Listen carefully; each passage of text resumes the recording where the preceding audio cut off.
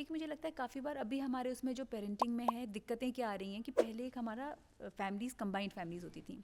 तो माँ को एक सपोर्ट होता था दादी का, या फिर घर में कोई बुआ है या फिर दादाजी हैं, तो बच्चे को वो देखने के लिए मिल जाते थे।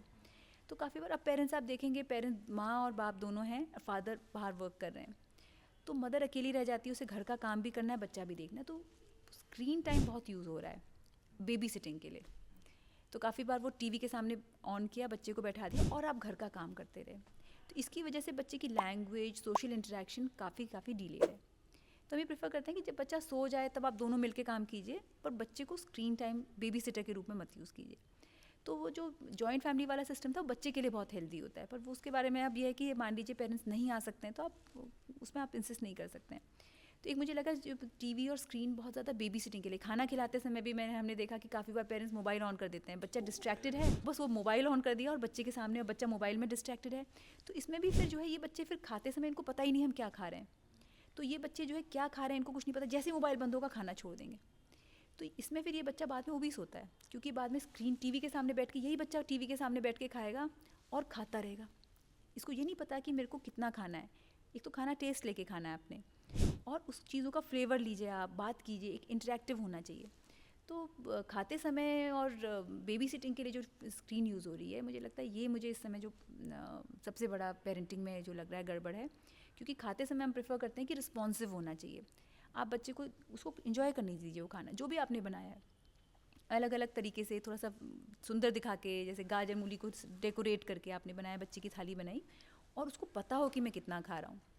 नहीं तो यही बच्चे फिर ना टीवी के सामने 2 घंटा उसने बैठा है, तो 1 घंटे का प्रोग्राम है, तो 1 घंटा कुछ ना कुछ वो खाते रहेंगे, पॉप हैबिट बन जाती है। तो इंटरेक्टिव होना चाहिए, आप बच्चे के साथ बात कर रहे हैं, आप उसको पूरी दिन की बातें बताइए, उसको थोड़ा खेलते कूदते खिलाइए, और जब उसको जितना उसका पेट भर जाए वहाँ पर आप स्टॉप कर दीजिए। तो स्क्रीन टाइम आपके बच्चे के मेंटल ग्रोथ के लिए और लैंग्वेज डेवलपमेंट के लिए बहुत नुकसान करता है। तो शुरू के 2 साल में आपने कोई स्क्रीन बच्चे को दिखानी ही नहीं है। अगर मान लीजिए किसी कारण से फादर आर्मी में है, तो आप वीडियो कॉल से बस फादर को दिखा दीजिए, बस हम ये कहते हैं इतना हम अलाउ करते हैं। या फिर दादा दादी हैं, कुछ मतलब फैमिली के कुछ लोग दूर हैं, तो वीडियो कॉल से आप बच्चे को सिर्फ इंट्रोड्यूस कर रहे हैं उससे, तो वीडियो कॉल। इसके अलावा टीवी नहीं, मोबाइल नहीं, टैबलेट नहीं, कुछ नहीं। 2 साल में से पहले आप बच्चे को नेचुरल चीज़ें दिखाइए, आप इंटरेक्ट कीजिए, बाहर कुत्ता बिल्ली पेड़ पौधे दिखाइए और किताबें दिखाइए आप उसे, बिल्कुल गैजेट्स नहीं, कोई स्क्रीन टाइम नहीं, क्योंकि ये बहुत ज़्यादा इम्पैक्ट करता है। इनफैक्ट हमने देखा कोविड के टाइम पे हमारे इसमें ऑटिज़म जैसे फीचर्स वाले इतने सारे बच्चे आ रहे थे, और अचानक से इतना कैसे वो मतलब language development, basically social delay इतने सारे बच्चों में था। तो फिर हमें यही लगा कि शायद उस समय पेरेंट्स क्लस्ट अकेले अकेले रह रहे थे, और स्क्रीन के थ्रू सब कुछ हो रहा था, वो बेबी सिटिंग के लिए यूज़ हो रहा था, पेरेंट्स पूरा टीवी लगा दे रहे हैं और बच्चा उसके सामने बैठा है, गैजेट्स में सब कुछ कर रहे हैं।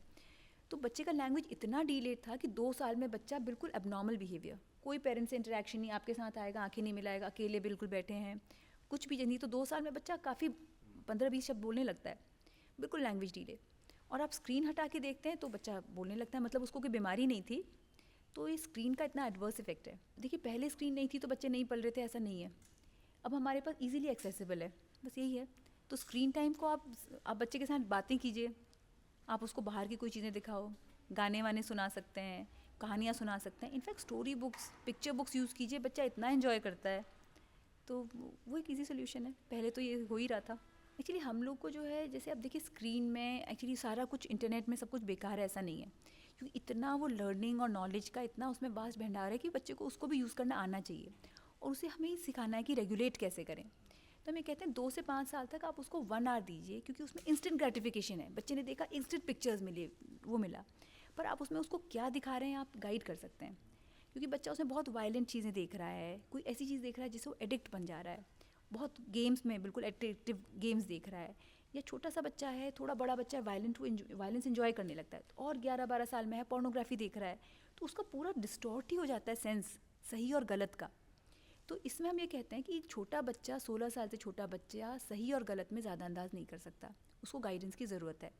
तो 2 से 5 साल के बीच में तो आप उसको सिर्फ एजुकेटिव और एंटरटेनिंग चीज़ें दिखाइए, जैसे आपने उसको आप राइम्स सिखाना चाह रहे हैं, ABCD या 1 2 3 4 सिखाना चाह रहे हैं,